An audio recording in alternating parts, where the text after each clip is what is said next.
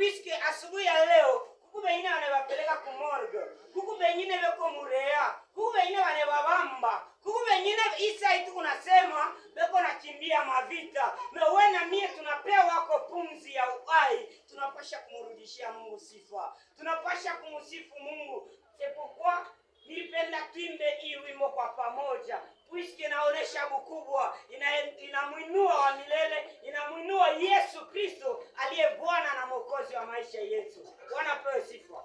Amen. Wanapewa sifa. Amen. Ndio, bila kuponda muda, tunarudisha kwanza sifa kwa Mungu kwa pumzi anatukaburia na okazio nzuri kama hii, njia kusema tujisaidie na neno la Mungu. Ndio, bila kuponda muda batatusomea kwa kitabu yetu kia mwaka mzima ambako alitupatia Genèse et plutôt Jérémie chapitre 29 verset 11. Jérémie chapitre 29 verset 11. Na nitapenda kwa baba nisaidie kwa mafasiri. Jérémie chapitre 29 verset 11. Amen. Car je connais les projets que j'ai formés sur vous, dit l'Éternel, projets de paix et non de malheur, afin de vous donner un avenir et de l'espérance. Amen, amen. Amen. Merci beaucoup, papa, pour la lecture. Nous bénissons l'Éternel Dieu pour ces thèmes merveilleux qu'il nous a accordés pour que nous puissions les décortiquer petit à petit pour la gloire de Dieu. Amen, amen. Amen, amen. Oui, ce passage de Jérémie 29:11, c'est Dieu lui-même qui était en train de s'adresser à ses serviteurs. Ces serviteurs israélites qui étaient en captivité. Et après la captivité, il les avait promis quelques bonheurs, quelques promesses. Et parmi ces promesses, c'est là que nous avons trouvé ces versets ici, là où l'Éternel Dieu lui-même est en train de dire, je connais les projets que j'ai formés sur vous. Je connais les pensées que j'ai faites pour vous. C'est Dieu lui-même, l'Éternel, notre Dieu, qui en a déclaré ainsi. Il lui dit que le projet qu'il a formé sur nous, ce n'est pas le projet de malheur, mais c'est un projet de bonheur. Ce n'est pas un projet de destruction, mais c'est un projet de prospérité. Et en lisant ces versets, c'est là que nous avons essayé de tirer quelque chose qui nous a inspiré pour que nous puissions partager ce matin. Puisque là, la parole de Dieu nous dit ceci. Car je connais les projets que j'ai formés sur vous, dit l'Éternel. Le projet de paix et non de malheur, afin de vous donner un avenir.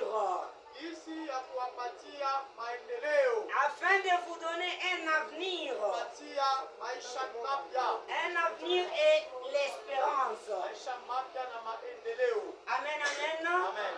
Et quel est ce petit thème que nous voulons décortiquer ce matin? Dans l'avenir. Dans l'avenir, dans ce qui va venir.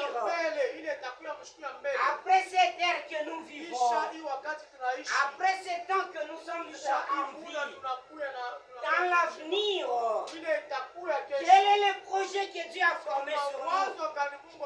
Quelles sont les pensées de l'Éternel dans notre vie?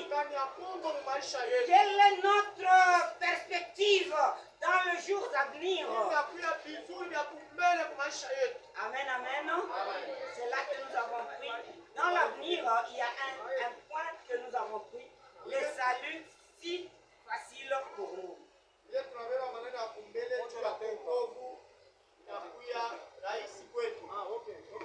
salut si facile pour nous.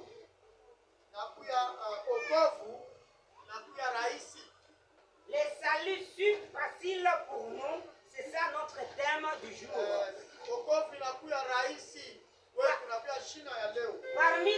Parmi tant de projets de l'Éternel, parmi les planifications de Dieu, il a planifié autre chose pour nous. Autre chose de bonheur, autre chose de paix, autre chose qui peut nous aider à aller de l'avant. C'est le salut. Amen, amen. Amen, amen. Le salut, c'est quoi? Le salut, c'est la délivrance. C'est la délivrance de quelqu'un. C'est la délivrance de quelqu'un qui était dans une situation. Dans une situation compliquée. Par exemple, qui était emprisonné. Par exemple, emprisonné dans la prison de Buluo. aliwekwa gerezani pale Buluo, Et dans cette prison, na muile gereza on dit que ce monsieur, anasema huyu ndugu c'est un condamné à mort. yeye anapasha kufa, Il est condamné à mort. anahukumiwa kufa. Et étant un condamné à Wakati mort, anahukumiwa kufa, c'est-à-dire que pour lui, kusema yeye il n'y a plus d'issue. hakuna tena mshima, Il n'y a plus d'espérance pour lui. hakutakuya tena Il n'y a plus d'avenir pour lui. hakuna tena maneno ya mbele. Cela veut dire quoi? Ile inaonyesha nini? Il finira sa vie Ataisha na maisha yake en prison de Buluo. ndani ya gereza ya Buluo. Amen, amen. Amen. Amen, amen. Amen. Alors, comme on dit, il est condamné à mort. Sababu anasema anatikiwa kufa, C'est-à-dire qu'il n'a plus personne qui peut l'aider. ashina na mtu atamsaidia, Il n'a personne qui peut le secourir. hakuna mtu ataweza kumwokoa, Il n'a personne qui peut lui venir en aide. hakuna mtu atakuya Voilà pourquoi on kumsaidia. le déclare Ndio kwa maana que pour wanaonyesha lui c'est fini. kusema yeye kunaisha. Amen, amen. Amen. Amen, amen. Amen. Si tu es là, lève d'abord ta Kama main pour la gloire de Dieu. mkono yako juu. Amen, amen. Amen. Alors, le salut, c'est un thème qui est vraiment très vaste Wokovu na pia ni shina na pia kunene et interminable. na haiwezi kuisha. Et nous ne saurons pas donner toutes les définitions, Hataleta maana yoyote, mais nous connaissons bien que, lakini tunajua ya pour kuwa la petite définition que nous pouvons retenir sur le salut, maana ya dogo tutaleta c'est la délivrance. wokovu. La personne qui était condamnée dans la prison de Buluo, on dit que celui-ci c'est déjà fini. Wanasema kwake kuna Il ne malizika, sortira plus. ashitatoka. Mais quelqu'un d'autre vient, Mtu mwingine anakuya, un homme supérieur, mtu wa juu avec ses moyens. anakuya na yake, Il vient dire que anakuya kusema je vais payer pour lui. mimi nitalipa juu Je yake, vais payer pour mimi lui nitalipa juu yake, afin qu'il retrouve la vie sauve. apokee uzima, Afin qu'il ait la vie sauve. apokee uzima, Afin qu'il soit délivré. apate wokovu. C'est ça que nous appelons le salut. Ndio tunaita Et cette personne qui est venue en aide anakuya juu ya kumsaidia, pour délivrer celui qui était emprisonné, ule alikuya mgereza, c'est celui que nous appelons le sauveur. ndio tunaita Mwokozi. C'est celui dont nous appelons le sauveur. Ule tunaita Mwokozi. Et ce sauveur-là, Na ule Mwokozi, envers le prisonnier, ule Mwokozi na wale wafungwa, le prisonnier qui a été libéré par ce na sauveur ule mfungwa aliweza kuokolewa na contre ule la condamnation, kupitia ile mahukumu, sera vraiment un homme supérieur pour celui qui était emprisonné. atakuya juu sana wa ule mtu alikuwa ndani ya gereza. Et le prisonnier, Na ule mwenye prisonnier il sera reconnaissant envers son sauveur. na ataweza kuanza kuangalia, ataweza kumpatia que c'est lui juu ni yeye qui est venu lui donner la vie. alikuya kumpatia mwisho, C'est lui qui est venu lui donner l'espoir de vivre encore. kumpatia ile, C'est lui qui est venu lui donner l'espoir de continuer. kumpatia tena espoir ya kuishi. L'état d'un prisonnier, Kati anakuya mfungwa, l'état d'un prisonnier, c'est notre état à nous. maana ya huyu mfungwa inakuwa ni maana yetu. Depuis Adam et Ève, Tangu Adamu na Eva nous étions condamnés. tulikuya penye kuandikiwa Depuis l'erreur d'Adam et Ève dans le jardin d'Adam, Adamu na Eva wakafanya dhambi. si nous lisons dans Romains chapitre 6, Tunasoma verset Waroma 23, 6:23. là on nous dit que Wale wanatuambia kusema car tous ont péché maana wote wamefanya dhambi et sont privés de la gloire de Dieu. ukiwa na utukufu ya Mungu. De la gloire de Dieu, celles qui sont privés de la gloire de Dieu, c'est nous qui sont nés de la descendance d'Adam. Tulizalikwa kwa chini ya huyo Adamu. Et comme Adam était déjà condamné, Jinsi Adamu alikuwa mwenye kufurubiwa, comme Adam avait détruit l'espérance, jinsi Adamu aliweza kupata comme tumaini, Adam avait perdu vraiment Adamu alipotesha son salut, ile wokovu sa destinée, na kesho yake, c'est par là que vient se manifester l'amour. pale panakuya sasa kuonekana L'amour mapendo d'un être puissant, na ile mapendo ya nguvu sana un homme grand, ya mtu mkubwa, redoutable, mtu wa uwezo, qui est l'Éternel notre Dieu. anakuwa wa milele Mungu wetu. Dans Jean chapitre 3 verset 16, Kitabu ya Yohana 3 sura 16 nous dit ceci: inatueleza hivi: car Dieu a tant aimé le monde alipenda ulimwengu qu'il a donné son Fils unique, akatoa mwana wake wa pekee, afin que croit en lui ili kila mtu akimwamini ne périsse point, asipotee, mais qu'il ait la vie éternelle. uzima wa milele. Amen, amen. Amen. Donc pour que toi et moi, Tuwe na mie nous puissions nous retrouver en ces lieux, pate kukutana pour que nous pale, puissions avoir la grâce pate kupata neema d'être appelés enfants de Dieu, ya mtoto wa il y a eu quelqu'un kunakuya mtu qui nous a vus alituona lorsque nous étions emprisonnés, wakati tulikuwa lorsque nous étions carcérés. wakati tulikuwa wenye kufungwa, Il est venu à notre secours. anakuja juu Il kutusaidia, a accepté de laisser le trône de son Père. anataka kuacha Il a accepté de laisser le trône de gloire kuacha kiti cha pour utukufu descendre sur cette terre. Et il a pris le corps de chair. Et à travers ce corps de chair, il a vécu comme un être humain. Il a eu faim comme un être humain. Il a souffert comme un être humain. Juste pour te donner la vie. Juste pour me donner la vie.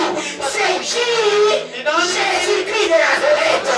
C'est Jésus-Christ de Nazareth qui a accepté de laisser son trône de gloire pour descendre sur cette terre, afin que quiconque croit en lui ne périsse point, mais qu'il ait la vie éternelle.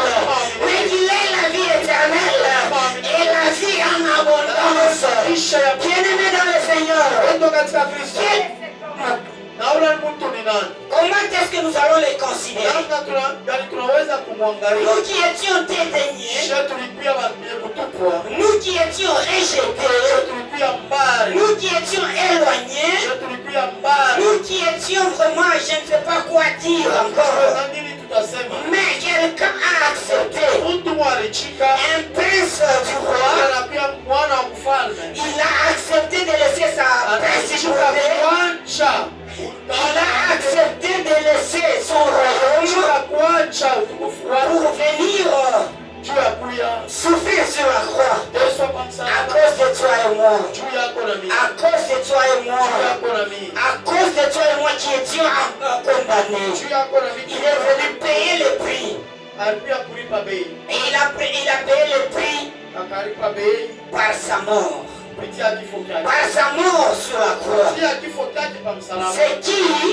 Jésus-Christ de Wa Nazareth. Nazareti. Et maintenant, Na sasa c'est lui qui nous a apporté le salut. kula anatupatia wokovu, Donc nous l'appelons notre sauveur. tunamwita mwokozi wetu. Et ces saluts, nous l'obtiendrons comment? Na ile wokovu tutaibeba je? Ces saluts, nous les recevons comment? Na ile wokovu tutapokea je? On peut nous lire dans 1 Jean chapitre 4 verset 15.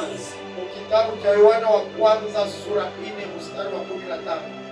1 Jean chapitre 4 verset 15. Yohana wa kwanza. Jean chapitre 4 verset 15. Amen. Amen. Celui qui confessera que Jésus est le Fils de Dieu, Dieu demeure en lui, et lui en Dieu. En Dieu plutôt. Oui, en Dieu. Merci beaucoup, homme de Dieu. Amen, amen. Amen.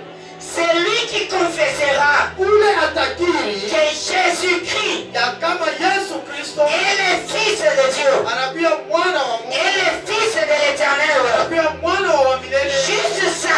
Mpaka ile Confesser, confesser de ta propre bouche pili kwa kinywa chako et de croire dans ton cœur pili moyoni mwako que Jésus-Christ usema Yesu Kristo est le Fils de Dieu mwana wa Mungu, sera sauvé. utaokolewa. Amen, amen. Amen. C'est lui qui croit dans son cœur. Unaamini ndani ya moyo wake, C'est lui qui croira dans son cœur unaamini ndani ya moyo wake et confessera par sa bouche pili kwa kinywa que chako Jésus-Christ est le Fils de Dieu Yesu Kristo ni mwana wa Mungu, sera sauvé.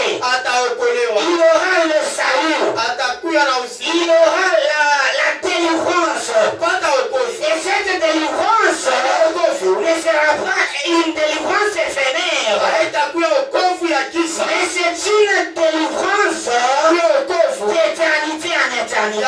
milele na C'est milele. une délivrance Ni wokovu qui apporte le bonheur. leta vizuri. C'est l'un des plans de l'Éternel. Ya moja ya C'est l'un des projets de l'Éternel. moja ya maombi ya C'est l'un des projets que Dieu a formé sur toi. ile Mungu anaisha C'est l'un des projets que Dieu a formé sur ma vie. Mungu anafanya kwa maisha C'est l'un des projets que Dieu a préparé pour toi qui étais captif. C'est l'un des projets que Dieu a formé afin que tu confesses de ta bouche. Il ne suffit pas seulement de confesser de la bouche, mais il faut aussi croire dans ton cœur. Là, ça demande la dimension de la foi. C'est la capacité de la foi. Et cette foi, c'est ça qui va nous permettre de se connecter au trône de grâce, à ce salut. Et voilà, c'est tout ce que nous pouvons faire. C'est pourquoi nous avions dit le salut si facile pour nous. Wokovu rahisi kwetu. Le salut si facile pour nous. Wokovu ni rahisi kwetu. Juste confesser. Ina kukiri tu. Juste confesser Kukiri tu. que Jésus-Christ est le Fils de Dieu. Que Yesu Kristo ni mwana wa Mungu. Il est venu sur terre. Alikuja hapa Il dunia, a souffert anateswa juste pour te racheter. juu ya kukuokoa, Juste pour me racheter. juu ya kuniokoa. Il a payé le prix. Analipa bei. Moi qui étais condamné à mort. Yeye nilikuwa mwenye kuhukumiwa. Toi qui étais condamné à Wewe mort. ulikuwa mwenye kuhukumiwa lufu. Mais lui, Lakini yeye il est venu payer alikuja kulipa ta vie. maisha yako, Ta vie éternelle. maisha yako milele, Par sa propre vie. kufatana maisha yake. Amen, amen. Amen. Il est venu te vivifier. Anakuja juu ya kukujenga, Il est venu te vivifier. anakuja juu ya kukutimilisha kuishi, Kupatia bushima. kuleta bushima. Il est venu te vivifier. Anakuja kukupatia En te vivifiant, kukupatia bushima. ce n'est pas seulement sur cette vie dont nous avons sur cette terre, mais c'est pour te donner la vie éternelle. Kupatia maisha La ya vie qui est dans l'avenir. maisha yako La mbele, vie qui nous précède. maisha yanatutangulia, La vie qui nous attend. maisha yanatuchunga. Nous qui vont accepter Kila de tutachika tout notre cœur kwa roho yetu que Jésus-Christ est Seigneur, Yesu Kristo que Jésus-Christ est Sauveur de notre vie, wa maisha et yetu, nous allons prospérer. tutaweza Nous kuendelea, hériterons ce bonheur-là. tutaweza kurithi ile C'est parmi les plans de l'Éternel. tana mawazo ya C'est milele, parmi les projets. mawazo ya milele. Puisque Dieu, Juu Mungu tel qu'il est là, pale eko omniscient. anakuya mwenye kujua yote. C'est un Dieu qui connaît tout sur nous. Anajua yote juu ya maisha yetu. C'est un Dieu qui connaît tout sur nous. Anajua yote kwa maisha yetu. Il n'a pas voulu Ashipende il n'avait pas voulu créer des robots. ashipende kuumba barobo. C'est pourquoi il a créé des êtres humains Kwa maana kuumba watu avec la capacité na mawezo de choisir ya kuchagua entre la vie entre kushima et la mort. na lufu. Il a donné cette volonté à tout un chacun parmi nous. Leta ile volonté kwa kila mmoja. Il a donné cette volonté à tout un chacun de nous. Analeta ile volonté kwa kila mmoja. Afin que si nous les choisissons juu ya kusema kama tunamchagua de tout notre cœur kwa moyo wetu wote, et si nous confessons na kama tunakiri de notre bouche, kinywa chetu, il sera le Seigneur atakuya Bwana et Sauveur na Mwokozi de notre vie. wa maisha yetu. Amen, amen. Amen. Amen, amen. Amen. Puisque la vie que nous avons aujourd'hui, Tule maisha tuko nayo leo, le souffle de vie que nous respirons aujourd'hui, ile pumzi tunakuwa nous tunapumua l'avons leo, juste pour un temps. tunakuwa nayo kwa wakati, kwa muda Nous mfupi. avons ça pour un temps seulement. Tunakuwa nayo kwa muda. Mais la parole de Dieu nous dit ceci Lakini neno la Mungu linatuambia hivi, dans Hébreux chapitre 9, Muebrania 9 27 à 28 que mstari wa 27 na mstari wa 29, après la mort physique, kisha kifo cha mwili, après la mort physique, kisha kifo cha mwili vient le jugement. kunakuya hukumu. Amen, amen. Amen. Vient le jugement. Kunakuya hukumu. Après la mort physique, Kisha mauti ya mwili, après cette ère que nous vivons, kisha hiyo wakati tunakuwa tunaishi, après ce souffle de vie que nous avons, kisha hii pumzi tunakuwa tuna, lorsque nous serons enterrés, wakati tutazikwa, la parole de Dieu nous dit, sauti ya Mungu inatuambia vient le jugement. kunakuya hukumu. Mais ce jugement Na ile là-bas hukumu viendra pour ceux qui ont refusé le Seigneur Jésus-Christ. itakuya kwa pale bote wanakatala kuamini wa milele Yesu Kristo. Amen, amen. Amen. Cette condamnation est prévue pour ceux qui ont refusé. Na ile hukumu inaelekea kwa pale wanakatala. Ceux qui ont refusé de recevoir Jésus-Christ Wale comme Seigneur wanakatala et Sauveur. kupokea Yesu Kristo kwa mwokozi wa maisha yao. Cette condamnation Na ile hukumu les est réservée.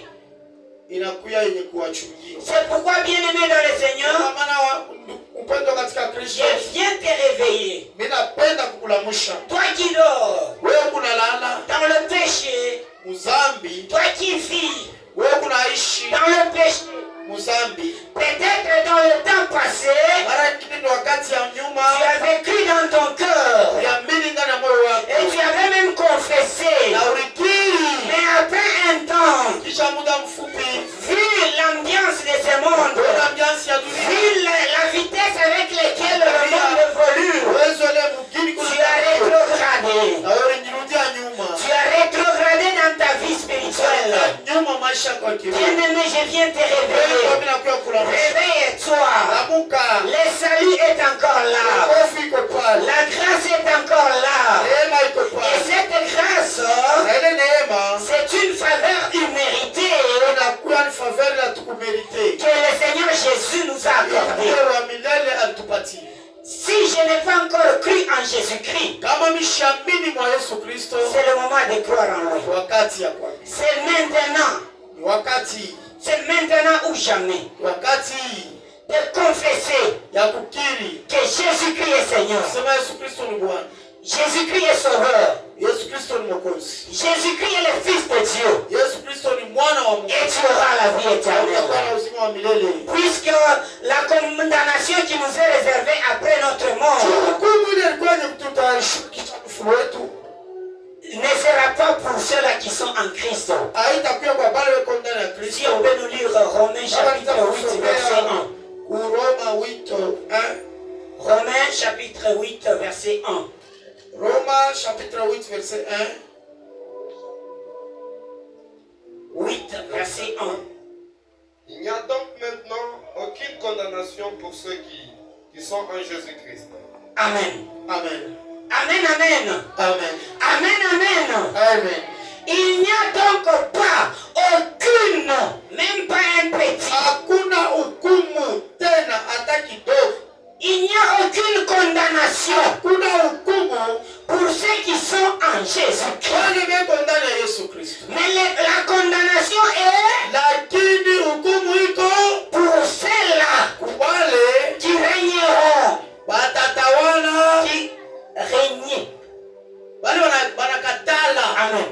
Pour ceux-là qui ont refusé wale wanakatala, que Jésus-Christ n'est pas Seigneur. wanakatala, Pour ceux-là wale qui wanakatala vont rester dans le péché. kia ndani Pour ceux-là wale qui demeurent travailler avec négligence. kutumika Pour ceux-là qui s'endorment dans leur ministère. Pour ceux-là qui veulent rester avec les titres. Que je suis choriste, mais il ne chante pas. Je suis intercesseur, mais il n'intercède pas. Je suis pasteur, mais je ne pastorise pas. Je ne travaille pas. Je n'enseigne pas. Je ne fais pas l'œuvre de Dieu. Réveille-toi mon frère.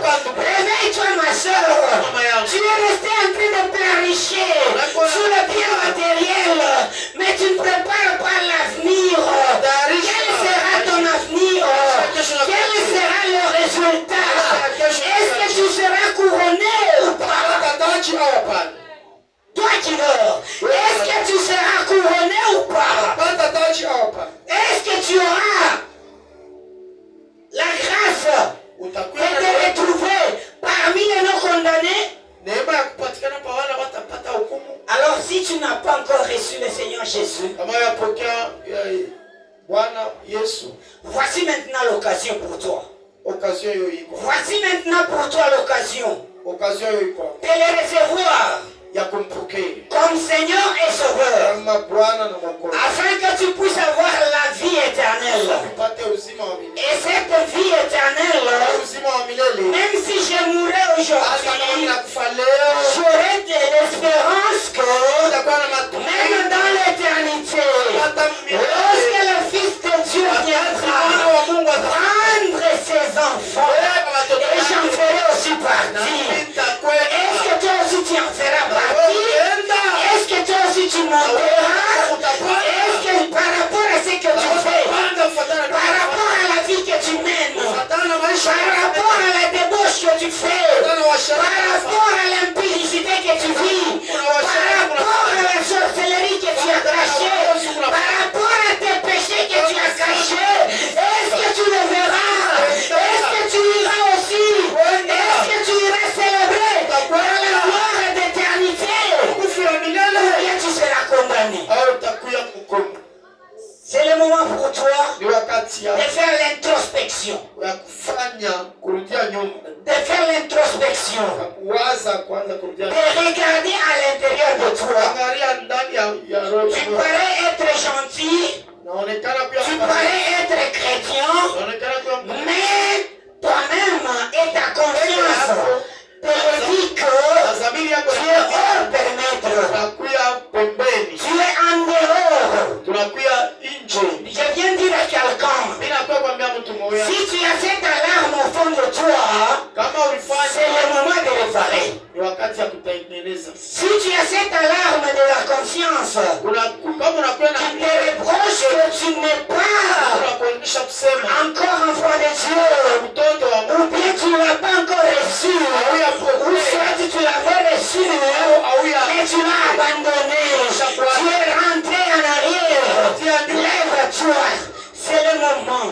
Le plan de Dieu pour toi, le projet de l'Éternel pour toi, le projet de paix et de bonheur pour toi, c'est le salut. C'est le salut de ton âme. C'est le salut de ton âme. L'Éternel Dieu nous a accordé cette grâce, nous a accordé cette faveur imméritée, afin que nous ayons la vie, et cette vie en abondance. Cette vie nous conduira même au-delà de notre espérance. Nous aurons la vie. Nous qui avons crié en Jésus-Christ, nous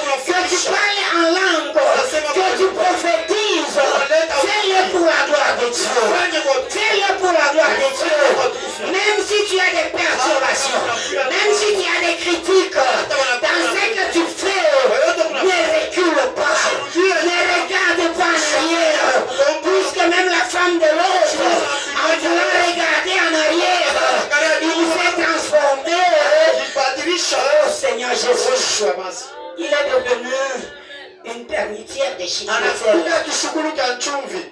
Amen, amen. Amen. Amen, amen. Amen. Alors toi qui regardes encore en arrière. Wewe kunaangalia tena kumkongo. Toi qui regardes encore les jeunes filles. Wewe kunaangalia bana mtu. Toi qui regardes encore les jeunes garçons. Wewe kunaangalia tena bana. Toi qui continues à voler. Wewe kunaendelea na kuiba. Toi qui continues à cacher quelque chose. Chika kitu kimoja. Proverbe chapitre 28 verset 16. 28 13. Nous dit ceci. Tuambia hivi. Celui qui cache ses transgressions Fuchika zambi yake ne prospère pas. ashendele yake. Celui qui cache ses transgressions Fuchika uovu wake ne prospère pas. ashendele yake. Mais celui qui les confesse, celui qui les avoue, obtient la miséricorde de Dieu. Anapokea ile rehema ya Mungu. Obtient la miséricorde de Dieu. Anapokea rehema ya Mungu. Est-ce que tu es prêt de recevoir la miséricorde de Dieu? Rehema ya Mungu. Est-ce que tu es prêt de recevoir la miséricorde de Dieu? Rehema ya Mungu. Parce que si tu refuses, Unakataa. si tu caches tes transgressions, si tu caches tes erreurs, si tu caches ce que ta conscience te reproche, sache que tu es en train de te disqualifier. Tu ne seras pas parmi les gens qui ne seront pas condamnés, mais tu seras parmi les condamnés. Bien-aimé dans le Seigneur, lève-toi dans le sommeil et mets-toi au service de l'Éternel. Si tu n'as pas encore confessé le nom de Jésus, c'est le moment de le confesser. Et si tu n'as pas encore cru dans ton cœur, c'est le moment de croire à l'Éternel. Et il te fera de merveilles. Il te fera de gloire en gloire. Il y a certaines situations que tu traverses. Peut-être c'est par ton endurcissement. Il y a certaines situations difficiles que Dieu est en train de recevoir dans ta vie. Peut-être tu avais fait quelque chose dans le passé. Tu as déjà fait quelque chose que tu n'as jamais confessé. Je me rappelle mon papa, mon père spirituel, que j'appelle comme ça. Pour certains, ils les connaissent déjà. Papa Mukoma. Il m'avait dit ceci dans un enseignement que un jour, une personne était en train de quitter son village pour aller dans un autre village. Mais là où il allait, pendant qu'il était en cours de route, il avait rencontré un bélier. Et le bélier là-bas, il a tué. Donc cet homme là-bas a tué le bélier. Et il a pris la tête. Il a mis ça en dessous de l'arbre. Il a laissé ça accroché sous l'arbre. Et en le laissant accroché sous l'arbre, il est parti avec la chair. Il est allé faire plusieurs années là-bas. Et de son retour, il revenait par la même route. Après plusieurs années, il retrouve la tête qu'il avait laissée là-bas en train de saigner. Il le trouve encore en train de saigner. Il s'étonne. Pendant tout ce temps ici, depuis que j'avais laissé ça ici, ça continue toujours à saigner. Quelle quantité de sang? Bien-aimé dans le Seigneur, toi aussi, lorsque tu avais fait quelque chose qui n'avait pas plu à Dieu, lorsque tu avais fait un péché que tu n'as jamais confessé, sache que ce péché là-bas te réclame. Sache que le sang est en train de couler. Si tu n'as pas encore confessé, si tu n'as pas encore confessé, le péché ne disparaîtra pas. Et il n'y a en aucun autre nom par lequel nous pouvons être sauvés, si ce n'est que le nom de Jésus. Mais si toi tu refuses Jésus-Christ, donc tu as régné ta vie éternelle.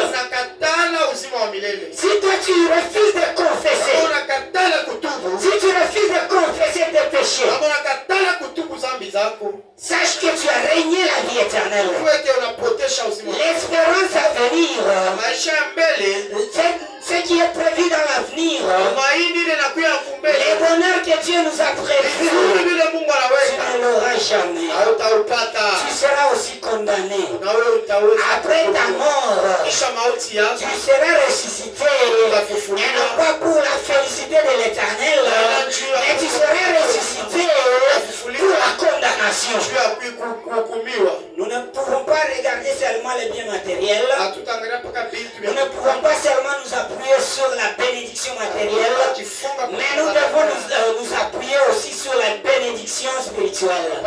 Et parmi les bénédictions spirituelles, c'est le salut de ton âme.